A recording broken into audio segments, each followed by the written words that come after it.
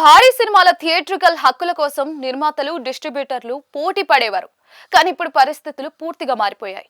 ఓటీటీలు వచ్చాక ప్రేక్షకుల అలవాట్లు మారాయి.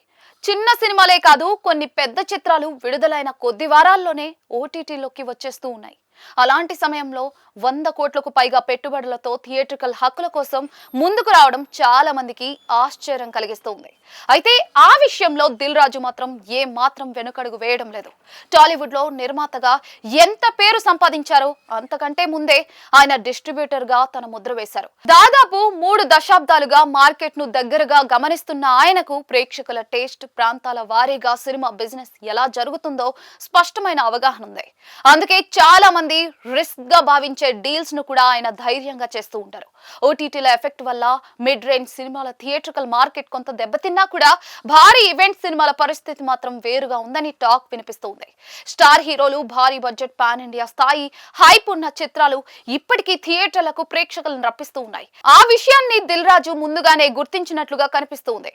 అందుకే పెద్ద సినిమాల విషయంలో ఆయన పెట్టుబడులు తగ్గించడం లేదు. దిల్ రాజు కేవలం సినిమా పేరును చూసి నిర్ణయం తీసుకునే వ్యక్తి అయితే కాదు.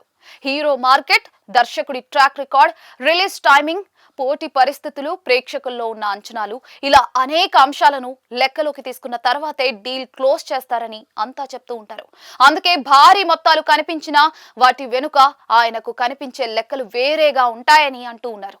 మరో ముఖ్యమైన అంశం ఆయనకున్న నెట్వర్క్. ముఖ్యంగా నైజాం ప్రాంతంలో దశాబ్దాలుగా నిర్మించుకున్న వ్యవస్థ వల్ల థియేట్రికల్ బిజినెస్ పై ఆయనకు పట్టుంది.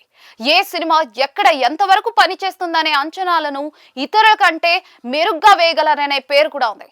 అదే ఆయన ధైర్యానికి ప్రధాన కారణమంట.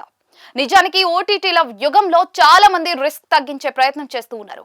కానీ దిల్ రాజు మాత్రం ఇంకా థియేటర్ల మాయ తగ్గలేదని నమ్ముతున్నట్లుగా కనిపిస్తూ ఉన్నారు.